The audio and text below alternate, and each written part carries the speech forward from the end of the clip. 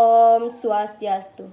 Halo teman-teman, perkenalkan nama saya Niko Mangnia Andayani. Saya dari PGSD Ruang 2 NPM 214075. Di sini saya akan menjelaskan atau mempresentasikan mengenai tahapan perkembangan kognitif Piaget pada anak. Pemikiran anak-anak berkembang menurut tahap yang terus bertambah kompleks. Setiap individu akan melewati serangkaian perubahan kualitatif yang bersifat invarian atau stabil, selalu tetap, tidak melompat atau mundur. Perubahan kualitatif ini terjadi karena tekanan biologis untuk menyesuaikan diri dengan lingkungan disertai dengan pengorganisasian struktur berpikir. Perkembangan kognitif adalah hasil gabungan dari kedewasaan otak dan sistem saraf dan adaptasi pada lingkungan. Menurut Piaget, di dalam Santrok 2017, anak secara aktif membangun sistem pengertian dan pemahaman tentang realitas melalui pengalaman dan interaksi. Anak secara aktif membangun pengetahuan dengan terus-menerus mengasimilasikan dan mengakomodasikan informasi baru. Selanjutnya, pengalaman fisik dan manipulasi lingkungan memiliki peran penting agar terjadi perubahan perkembangan. Yang terakhir, ada interaksi sosial dengan teman sebaya, perdebatan dan diskusi contohnya. Juga dapat membantu memperjelas pemikiran dan membuatnya semakin logis. Namun banyak yang menentang karya Piaget tersebut. Tetapi karya Piaget masih menjadi dasar penting untuk memahami perkembangan anak. Tahap perkembangan kognitif menurut Piaget yaitu ada 4. Yang pertama, tahap sensori motor yang dimulai pada usia 0 sampai usia 2 tahun. Yang kedua ada tahap praoperasional di mana ini pada usia 2 sampai usia 7 tahun. Yang ketiga ada operasional konkret yaitu pada usia 7 sampai usia 11 tahun. Yang keempat ada operasional formal, di sini usia lebih dari 11 tahun. Baik, di sini ada tahap sensori motor yang sudah saya jelaskan tadi yaitu mulai dari 0 sampai 2 tahun. Di sini tahap sensori motor yaitu bayi mempunyai perilaku bawaan yang disebut gerakan refleks. Seperti kita mungkin kalau orang-orang dewasa, misalnya kita terkejut, kita akan refleks seperti itu. Nah, seperti itulah bayi juga mengalami hal tersebut. Terus yang kedua yaitu ada bayi mulai mengidentifikasikan benda-benda yang dapat digapai.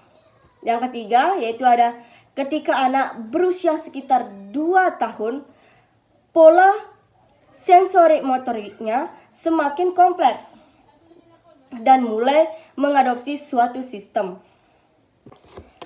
Yang kedua ada tahap praoperasional.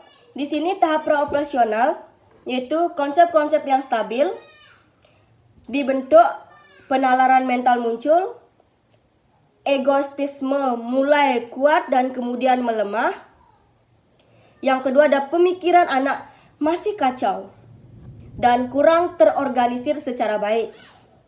Yang ketiga yaitu ada kemampuan awal anak untuk mengkonstruksi pemikiran pada level yang telah ditetapkan dalam tingkah laku.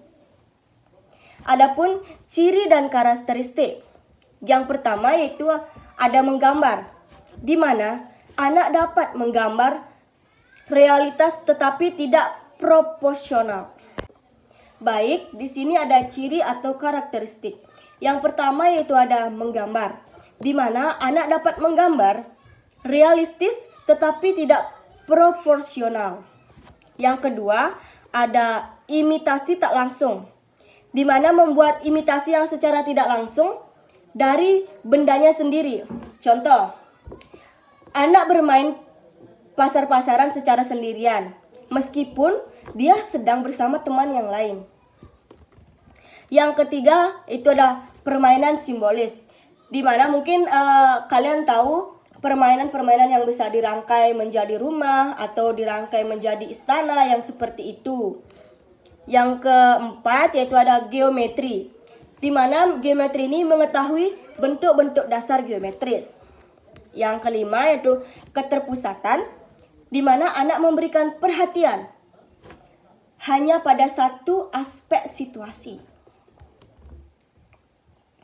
Yang selanjutnya yaitu ada reversibilitas. Reversibilitas ini belum terbentuk. Anak belum mampu untuk meniadakan suatu tindakan dengan memikirkan tindakan tersebut dalam arah yang sebaliknya.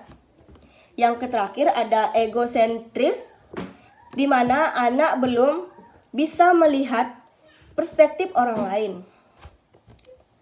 Selanjutnya ada operasional konkret.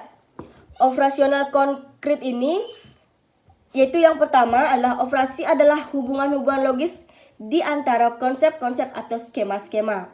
Yang kedua, yaitu operasi konkret adalah aktivitas mental yang difokuskan pada objek-objek atau peristiwa-peristiwa nyata atau konkret dapat diukur.